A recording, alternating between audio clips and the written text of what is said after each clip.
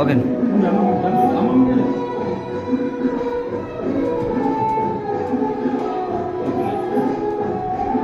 వచ్చింది.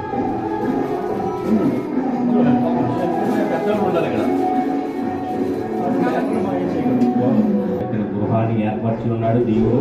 అటు రీతిగా చక్కని యొక్క గృహాన్ని బట్టి మనం అందరూ కూడా ప్రార్థిస్తాము. మరి యొక్క మీరు త్వరగా వస్తున్నట్లయితే త్వరగా మనం ఓపెనింగ్ చేసుకుని ఒక ప్రారంభం చేద్దాము.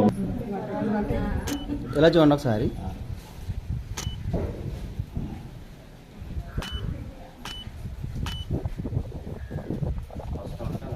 ఎలా చూడండి ఒకసారి.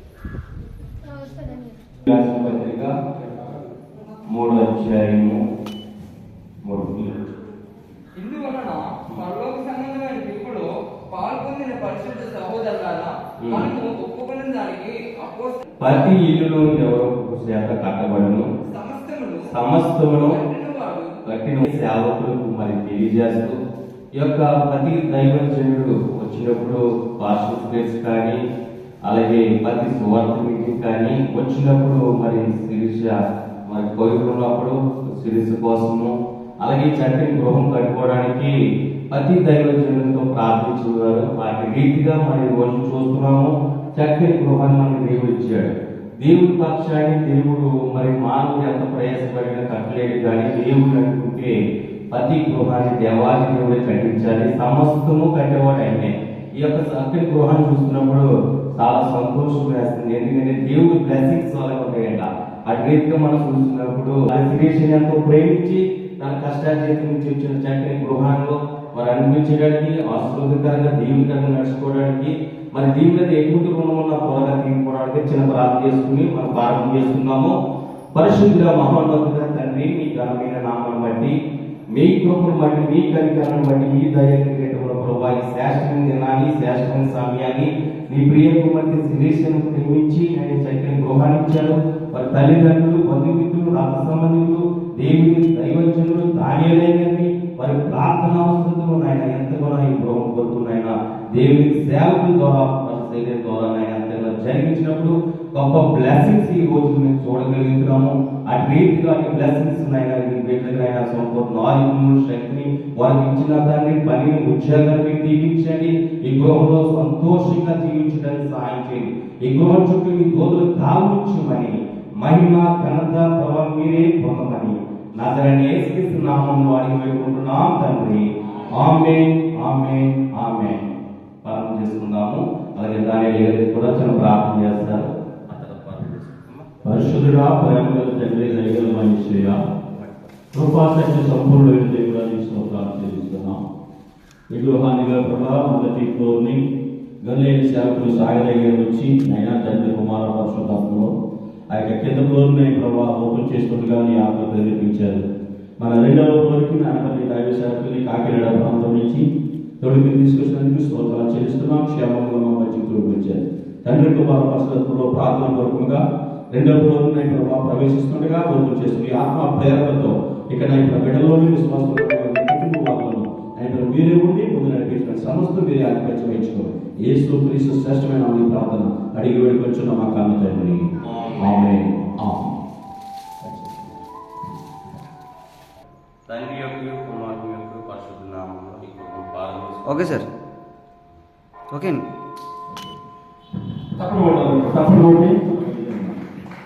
ఆలయములో ప్రవేశించండి, స్వాగతం దేవుని నామములకు.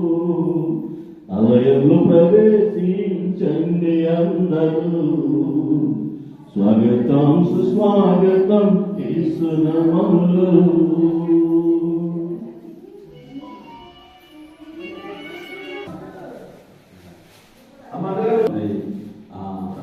రెండు ఫ్లోర్లు బెడ్రూమ్ వల్ల కట్ చేయడానికి ముందుగా మరి ప్రార్థన చేస్తారు.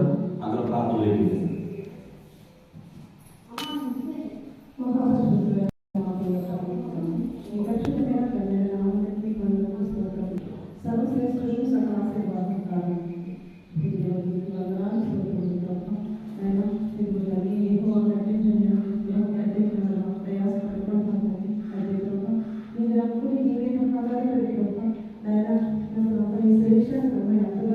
Saya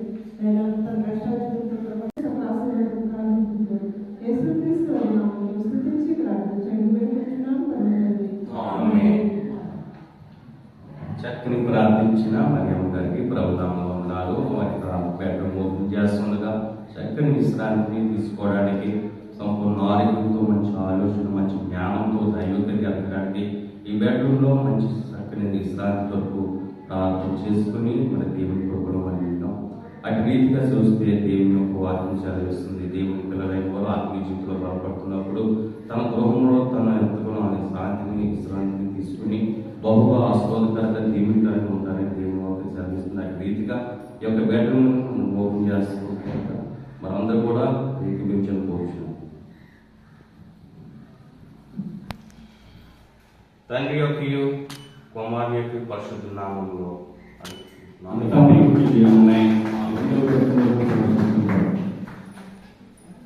స్తోత్రం చెల్లించుము, స్తుతి స్తోత్రం చెల్లించుము, యేసునాథుని పేరును తలచి స్తోత్రం చెల్లించుము, స్తుతి స్తోత్రం చెల్లించుము. దీవారాత్మములో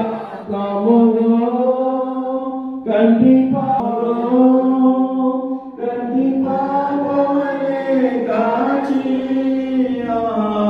దయగల సములో రోజి నడిపించితివి దయతో స్తుతి స్తోత్రం చెల్లించుము.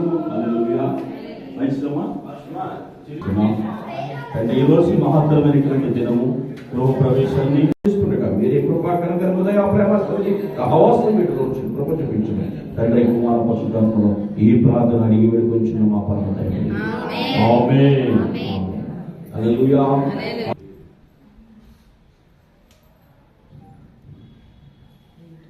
ఓకే.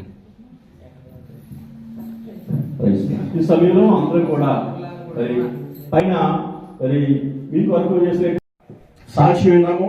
పొరపాటును టచ్ మాకు తెలుస్తుంది ఏంటి. అయితే ఎవరిని టచ్ చేసినా ఏదో కష్టం. ప్లస్ ఎందుకు బ్లెస్ అవ్వలేకపోతున్నారంటే ప్రియమని దేవుని వాక్యం అక్కడే చెప్పింది. ఆయన ఏంటంట, ఆయన ఆజ్ఞ ఎవరు పరిపూర్ణంగా పాటించలేకపోతున్నారు.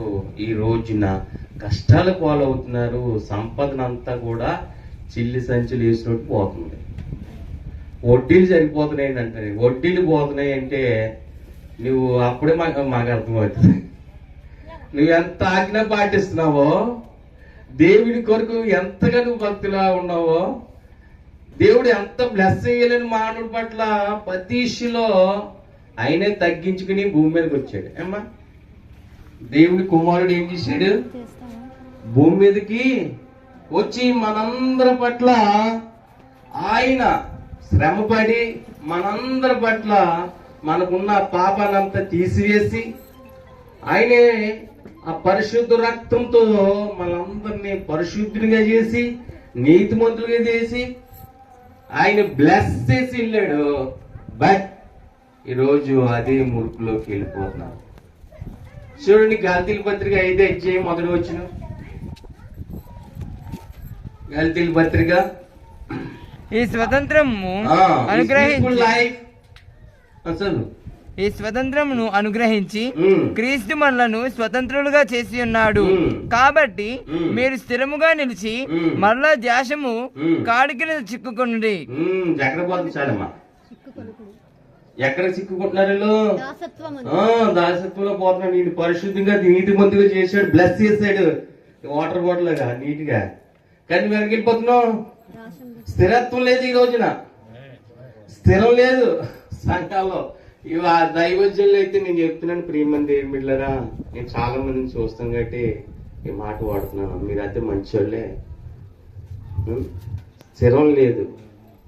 ఏది కావాలనో పరుగులు తీస్తున్నాడు. బట్ స్థిరత్వం లేదు. ఎందుకంటే దేవుడు అక్కడ రాంచాడు, పీస్ఫుల్ లైఫ్ ఇచ్చేసాడు.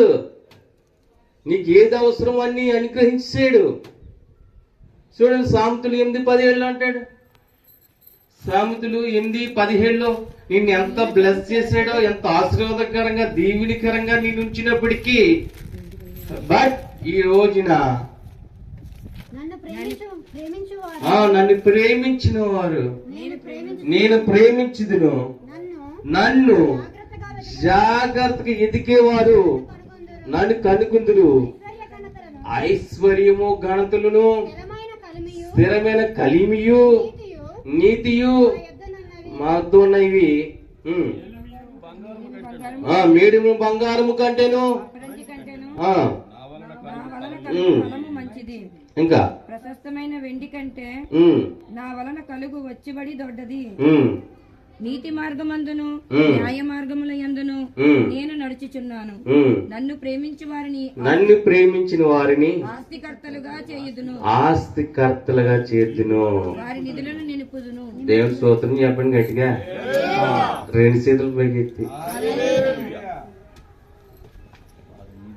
నిన్ను ఆస్తికర్తగా చేశాడు. శిరీష్ ఇప్పుడు ఏమయ్యారు? ఆస్తికర్తగా. అదేంటి బ్లెస్సింగ్స్. నేను చూస్తాను ఎవరంటే చాలా మంది సంఘాలు ఎలా ఉన్నారంటే వేషధారులుగా ఉన్నారు, రెండోది భక్తిహీనులుగా ఉన్నారు, మూడోది ఇచ్చాడు, నీతి ఇచ్చాడు, కలిమి ఇచ్చాడు, నీకు గౌరవం ఇచ్చాడు, అన్ని ఇచ్చినప్పుడు నువ్వు పొందుకోలేకపోతున్నావు అంటే ఎక్కడ ఫెయిల్యూర్ అవుతున్నాడండి క్రైస్తుడు. ఈ రోజున నువ్వు కష్టపడుతున్నావు, మనకి కాదంటలేదు. ఉదయం 6 గంటలకు పోతున్నావు, రాత్రి 12 గంటలకు వస్తున్నావు, బట్ అదన్నీ కూడా ఎక్కడ పోతున్నాయి? వడ్డీకి పోతున్నాయి అని చెప్తుంటారు. ఎందుకు పోతున్నాయంట చూద్దామా? మలాకి రాసిన గ్రంథంలో మలాకి గ్రంథం 3వ అధ్యాయము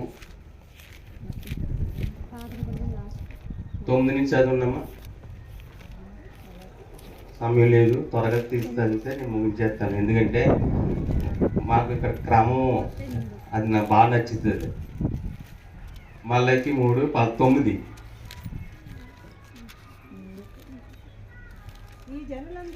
చూడండి. ఈ జనులందరూ నా యొద్ద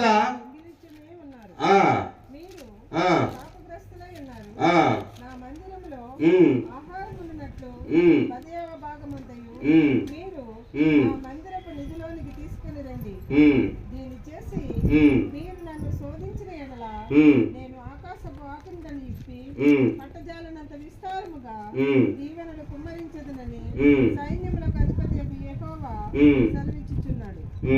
మీ పంటను తినివేయు పురుగులను నేను గద్దించెదను, అవి భూమి పంటను నాశనము చేయవు. మీ ద్రాక్ష చెట్లు అకాల ఫలములను రాల్పక ఉండునని సైన్యములకు అధిపతి యెహోవా సెలవిచ్చుచున్నాడు. దేవుని స్తోత్రం చెప్పండి. ఎవరిని ఏంటంటే నేను చెప్తలేదు, దేవుడు చెప్పిన మాట.